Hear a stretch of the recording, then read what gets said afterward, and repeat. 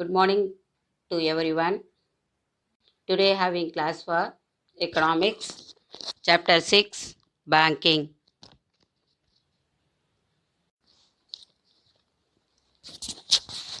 Recap: the specific objectives settlement of monetary policy, recent advancement in banking sector, e-banking, ATM automated teller machine, Paytm, debit card and credit card.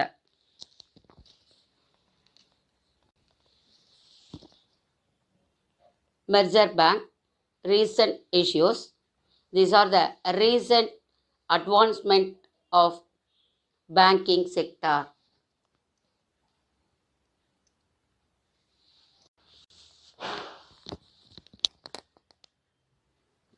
Now going to today's topic, recent advancement in banking. Recent issues, merger bank, monetary market,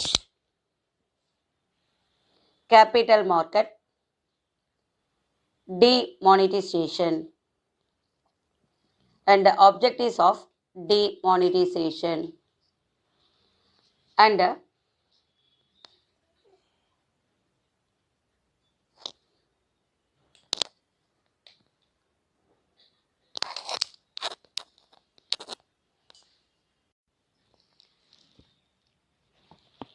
capital market is a financial market in which long-term debt or equity-backed securities are bought and sold. And then demonetization means the act of stripping a currency unit of its status as a legal tender. It occurs whenever there is a change of national currency.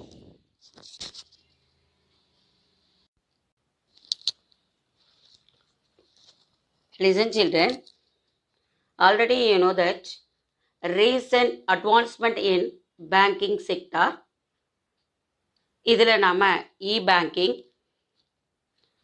RTGS and NEFT.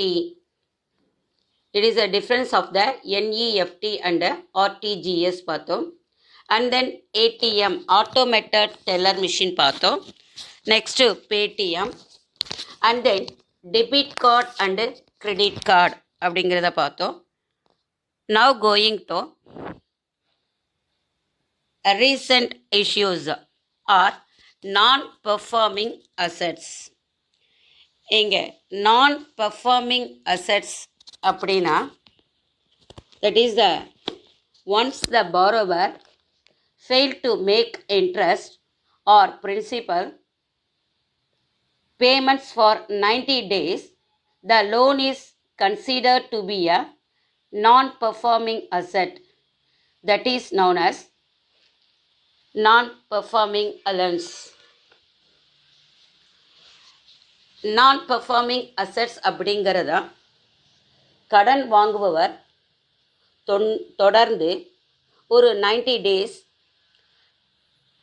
இன்ட்ரெஸ்ட்டோ இல்லை கடன் தொகையின் பகுதியையோ செலுத்தாமல் இருந்தால் அதை தான் நாம் நான் performing assets அப்படின்னு சொல்கிறோம். இந்த நான் பெர்ஃபார்மிங் அசட்ஸை நிதி நிறுவனங்களுக்கு மிகப்பெரிய பிரச்சனையாக இருக்குது. ஏனென்னா அவை தங்களது வருமானத்திற்கு கடனுக்கான வட்டியை சார்ந்தே பேங்குகள் இருக்கு. இந்த நான் பெர்ஃபார்மிங் அசட்ஸ் வேல்யூ என்ன அப்படின்னா ரூபீஸ் 10 lakh crore அளவுக்கு இருக்கு. இதனால் பேங்க்கில் இன்வெஸ்ட்மெண்ட்டில் டெஃபிஷிட்டாக ஏற்படுது, மூலதன பற்றாக்குறை ஏற்படும். அதனால் இந்தியன் கவர்மெண்ட் ஏழை மக்களுடைய வரி பணத்தினை பயன்படுத்தி அப்பற்றாக்குறையை சரி செய்ய நிர்பந்தத்திற்கு உள்ளாகிறது. ஆல்ரெடி ஏற்கனவே நமக்கு 2 லட்சம் கோடி அளவுக்கு பற்றாக்குறைக்கான பணத்தை இந்தியன் கவர்மெண்ட்டாக ஆல்ரெடி வழங்கியுள்ளது. 2018 to 2019 ருபீஸ் 68 crore சென்ட்ரல் கவர்மெண்ட்டாக பேங்க்குக்கு நிதியை செலுத்தியுள்ளது அசட்ஸ்க்காக. இதை தான் நாம் நான் பெர்ஃபார்மிங் அசட்ஸ் அப்படின்னு சொல்கிறோம். NPAs are problematic for financial institutions since they depend on interest payments for income. Already more than a sum of rupees 2 lakhs crore have been injected during the year 2018 to 2019. The GOI has infused rupees for 68 crore into the banking system. That is known as non-performing assets, ultimately affect the common people.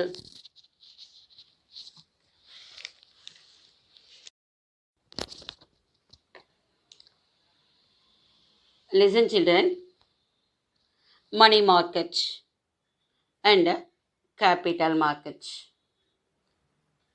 நம்ம money market பணச்சந்தை அப்படின்னா என்ன அப்படின்னா, money market is the mechanism through which short term funds are loan and borrowed. It designates financial institutions which handle the purchase, sale and transfer of a short-term credit instrument. இங்கே money market அப்படின்னா liquidity cash அதிக நீர்மை தன்மையை கொண்டதும் குறுகிய காலத்தில் முடிவடைவதுமான நிதி கருவிகளை கையாளும் நிறுவனத்தை தான் நாம் மணி மார்க்கெட் அப்படின்னு சொல்கிறோம்.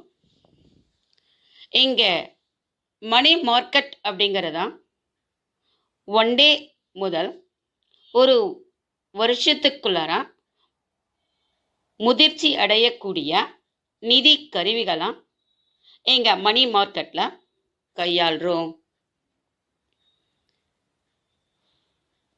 எதெல்லாம் அப்படின்னா, நம்ம நிதி கருவிகள், அரசு பத்திரங்கள், வணிக பத்திரங்கள், அழைப்பு பணம், வைப்புச் சான்றுகள், வங்கியாளர் ஏற்புகள், மாற்றுச் சீட்டுகள், மறுவாங்கல் ஒப்பந்தங்கள், கருவூல உறுதிச் சீட்டுகள் அண்ட் தென் அந்நிய செலாவணி, இதெல்லாம் குறுகிய காலத்தில் நாம் பயன்படுத்துகிறதால மார்க்கெட்டில் மணி மார்க்கெட்டில் பயன்படுத்தக்கூடிய நிதி கருவிகளாக அரசாங்கம் வச்சிருக்க. Listen children, commercial bank, acceptance houses, non-banking financial institution and the central bank are the institutions catering to the requirements of short-term funds in the money market. இங்கே 1 yearக்குள்ளார முடிவடைகின்ற வகையிலான வகைகளாக நாம் Reserve Bank of India, commercial bank and then மேம்பாட்டு வங்கிகள், வட்டார வங்கிகள், வெளிநாட்டு வங்கிகள் மற்றும் அமைப்பு சாரா நிதி நிறுவனங்கள், நான் banking financial institution and then commercial bank. These are the குறுகிய கால நிதியை மணி மார்க்கெட்டில் கொடுக்குது. Non-banking financial institutions and the central bank are the institutions catering to the requirements of the short-term funds in the money market. And then capital market. இங்கே மூலதன சந்தை அப்படின்னு நம்ம எதை சொல்கிறோம் அப்படின்னா, money market is the short term period, capital market is the long term period. Capital market is a part of financial system which is concerned with raising capital by dealing in shares, bond and other long term investments. இதை நம்ம capital market அப்படின்னு நம்ம எடுத்துக்கிறோம். And then the market where investment instruments like the bonds, equities and mortgages are traded is known as the capital market.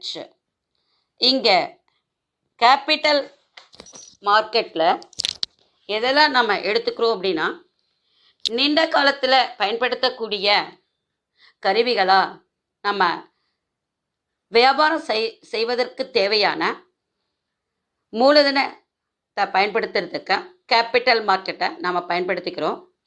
இங்கே production உற்பத்தி அடிப்படையில் ஒவ்வொரு நிறுவனங்களும் மற்றும் அரசுக்கு தேவைப்படக்கூடிய நிதியை திரட்டும் மூலதனமாக நம்ம கேபிட்டல் மார்க்கெட்டை வச்சுருக்கோம். அதை தான் நம்ம கேபிட்டல் மார்க்கெட் அப்படின்னு நம்ம சொல்கிறோம். இந்த கேபிட்டல் மார்க்கெட் அப்படிங்கிறத பாரம்பரியமான நிதி கருவிகள், கடன் பத்திரங்கள், ஷேர் இது எல்லாத்தையும் நாம் கேபிட்டல் மார்க்கெட் அப்படின்னு சொல்கிறோம். இருந்தாலும் இந்த ஷேர்ஸ், ஃபினான்ஸ், கடன் பத்திரங்கள், சமபங்குகள் இதெல்லாம் நடைமுறையில் அதிகரித்து வருகிறதா. அடுத்து ஃபாரின் ஃபண்ட், அந்நிய செலாவணி, முன்பேர் வர்த்தகம் அண்டு இதர கடன் சாதனங்கள். இங்கே மார்க்கெட்டில் தனி முதலீட்டாளர்கள், நிதி நிறுவனங்கள், நிதி கழகங்கள், வங்கிகள், கவர்மெண்ட் செக்யூரிட்டிஸ், ஷேர் மார்க்கெட்ஸ், தொழில் நிறுவனங்கள் இதை எல்லாத்தையும் நாம் கேபிட்டல் மார்க்கெட் இருக்கக்கூடிய உறுப்பினர்களாக நாம் எடுத்துக்கிறோம். அண்ட் தென் இங்கே கேபிட்டல் மார்க்கெட்டில் கடன் அளிப்பவர், கடன் பெறுபவர் மற்றும் வசதி செய்யக்கூடிய நிறுவனங்கள் அப்படின்னு நாம் கேபிட்டல் மார்க்கெட்டை 3 வகையாக பிரிக்கிறோம். This is the capital market.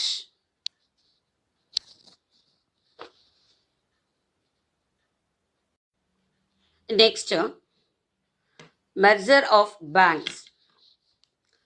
Union Cabinet decided to merge all the remaining 5 associate banks of State Bank Group with the State Bank of India in 2017. After the Parliament passed the merger bill, the subsidiary bank have ceased to exist. Listen children, April 1, 2017 இங்கே central government or union cabinet மைய அரசின் அமைச்சரவை குழு ஒன்று கூடி state bank of இந்தியாவுடைய குழுவில் 5 இணை வங்கிகளை இணைப்பதற்கான முடிவை எடுத்தது. அதற்கான சட்ட மசோதாவை பார்லிமெண்ட்டில் நிறைவேற்றப்பட்டது. 5 associates and the Bharatiya Mahila bank have become the part of State Bank of India beginning April 1, 2017. This has placed a State Bank of India among the top 50 banks in the world. இங்கே பார்லிமெண்ட்ல நிறைவேற்றப்பட்ட சட்டத்தின்படி இந்திய ஸ்டேட் வங்கி குழுவு 5 இணை வங்கிகளை இணைப்பதற்கான முடிவை எடுத்தான். அதோட 5 இணை வங்கிகளுடன் பாரதிய மகிழா பேங்க்கும் இணைக்கப்பட்ட நம்ம ஸ்டேட் பேங்க் ஆஃப் இந்தியா அப்படின்னு நம்ம ஏப்ரல் 1, 2017 கொண்டு வந்தோம். அதிலிருந்து நம்ம state bank of India run பண்ண ஆரம்பித்ததை ஏப்ரல் 1, 2017 செயல்பட தொடங்கியது. இந்த மெர்ஜரால் உலகில் உள்ள முதல் 50 வங்கிகள் பட்டியலில் ஸ்டேட் பேங்க் ஆஃப் இந்தியாவும் ஒன்றா இணையப்பட்டு செயல்முறைப்படுத்தப்பட்டது.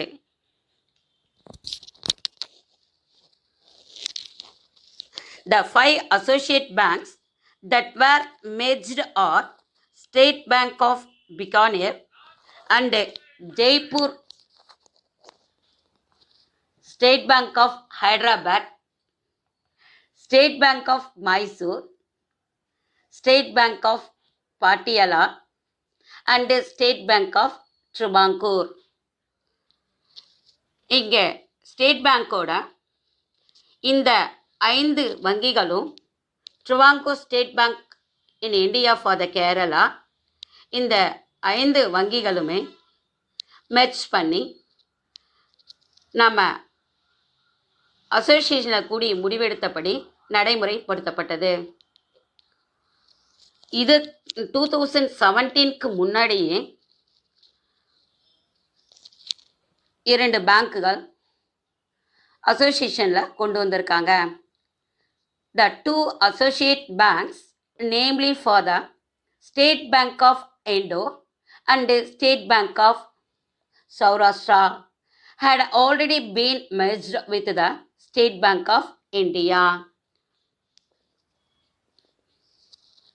After the merger, the total customer base on State Bank of India increased to 37 crore with a branch network of around 24,000 and around 60,000 ATMs across the country. இங்கே ஆல்ரெடி 5 அசோசியேஷன் படி 5 வங்கிகளும் அதுக்கப்புறம் 2 வங்கிகளும் இணைக்கப்பட்டோம். State bank of India அப்படின்னு நம்ம run பண்ணிகிட்ருக்கோம்.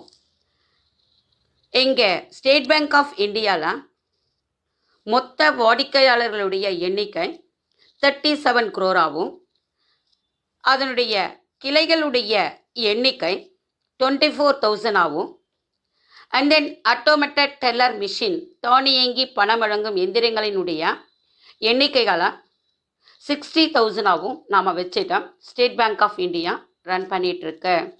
இதை தான் நம்ம மெர்ஜர் ஆஃப் பேங்க், வங்கிகளின் இணைப்பு அப்படின்னு நம்ம பார்க்குறோம்.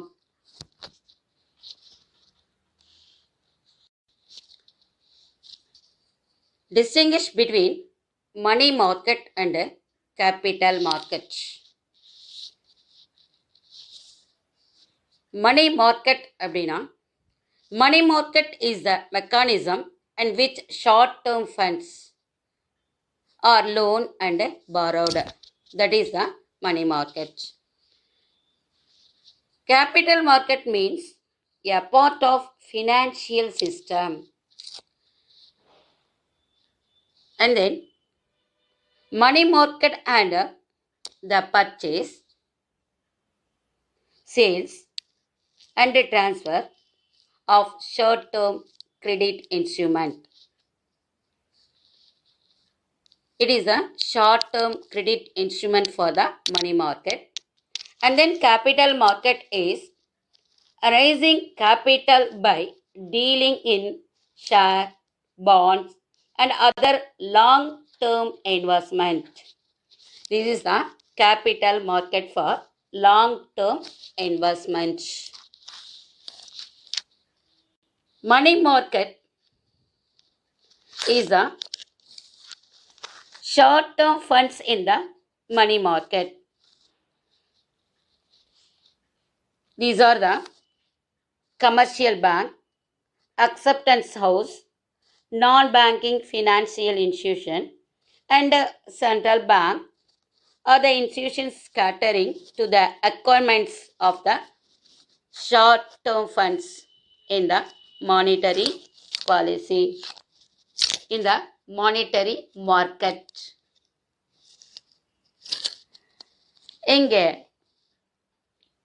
நம்ம அரசு பத்திரங்கள், வணிக பத்திரங்கள், பணம், வைப்பு சான்றுகள், வங்கிகளுடைய மாற்று சீட்டுக்கள் இதெல்லாம் ஒரு நாள் முதற்கொண்ட ஒரு வருடத்திற்குள்ளார முதிர்ச்சி அடையக்கூடிய நிதி கருவிகளை நாம் மணி மார்க்கெட்டில் பார்க்குறோம். இங்கே capital market is the where investment instruments like the bonds, equities, and mortgages are traded. That is known as capital market. இங்கே உற்பத்தியின் அடிப்படையில் நிறுவனங்கள் அரசுக்கு தேவைப்படக்கூடிய நிதியினை திரட்டும் மூலதனமாக கொண்டு வர்றதுக்கு நாம் கேபிட்டல் மார்க்கெட்டை இருக்கோம். இங்கே நம்ம பாரம்பரியமான நிதி கடன் பத்திரங்களும் சம பங்குகள் ஈக்விட்டிஸ் அண்ட் தென் மார்ட்கேஜஸ் அந்நிய செலாவணி முன்பேற வர்த்தகம் மற்றும் இதர கடன் சாதனங்கள் இதை எல்லாத்தையும் நாம் capital market. above the points are distinguish between the money market and capital market.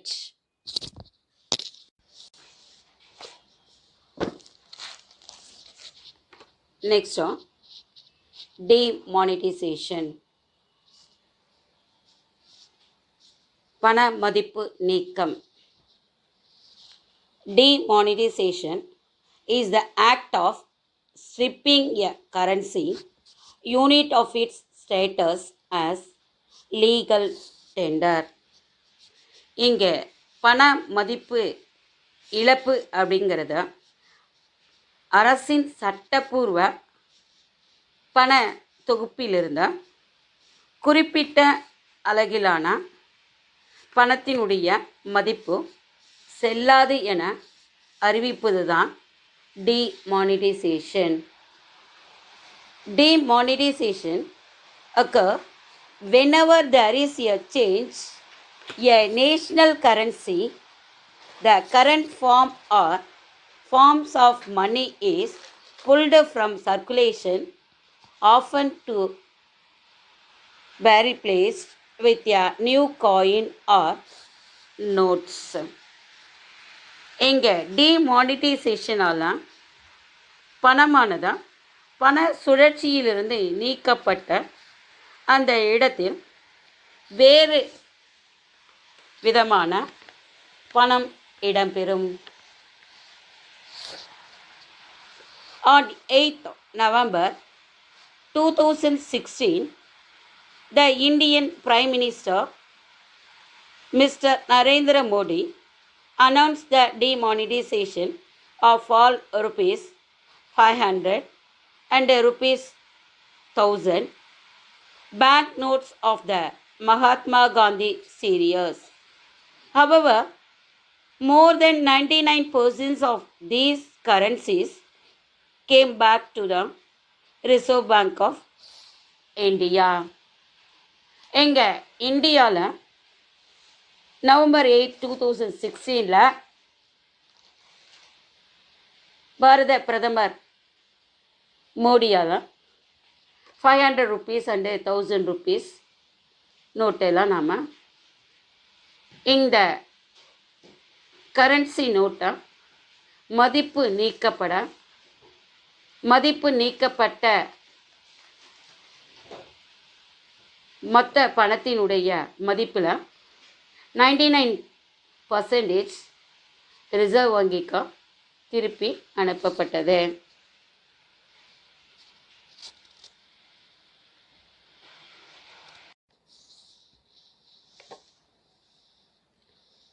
Listen children, இங்கே 2016 நவம்பர் 8 அப்போ நம்ம டிமானிட்டைசேஷனுக்காக 500 ருபீஸ் நோட்டையும் 1000 ருபீஸையும் பேன் பண்ணிட்டான். நம்ம பிஎம் வந்தால் 2000 ருபீஸ் 500 ருபீஸ் நோட்டை புதுசாக இன்ட்ரடியூஸ் பண்ணாரா.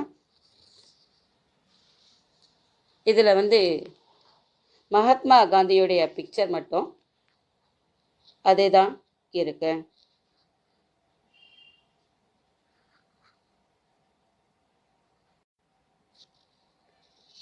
Listen children, demonetization also hit a small scale businesses, and according to the Center for Monitoring Indian Economy, demonetization caused loss of about 15 lakh jobs.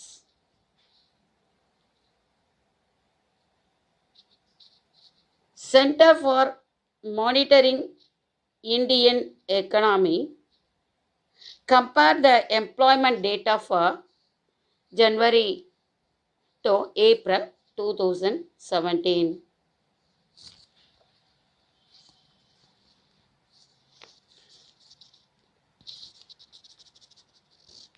Nowadays, Finance Minister Nirmala Sitharaman.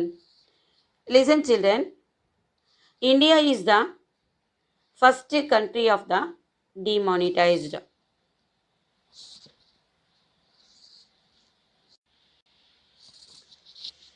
Objectives of demonetization: removing black money from the country.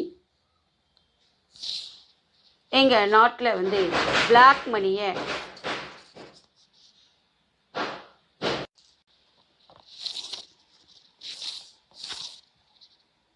objectives of demonetization, removing the black money from the country. நம்ம நடைமுறையில் இருக்கக்கூடிய கருப்பு பணத்தினை நம்ம ஒழிப்பதான், கள்ள நோட்டுகளை ஒழிப்பதான். தென் stopping of corruptions, நம்ம இந்தியாவில் இருக்கக்கூடிய லஞ்சத்தை தடுக்கிறதுக்காக நம்ம டிமானிட்டைசேஷனை கொண்டு வந்தோம். நெக்ஸ்ட்டு ஸ்டாப்பிங் டெரர் ஃபண்ட்ஸ், எங்கள் தீவிரவாதத்திற்காக பயன்படுத்தக்கூடிய பணம் அதை தடுக்கிறதுக்காக கொண்டு வந்தோம். நெக்ஸ்ட்டு கர்பிங் ஃபேக் நோட்ஸ், கள்ளப்பணத்தை தடுப்பதற்காகவும் நம்ம டிமானிட்டைசேஷன் கொண்டு வந்தோம். These are the 4 points of the objectives of demonetization.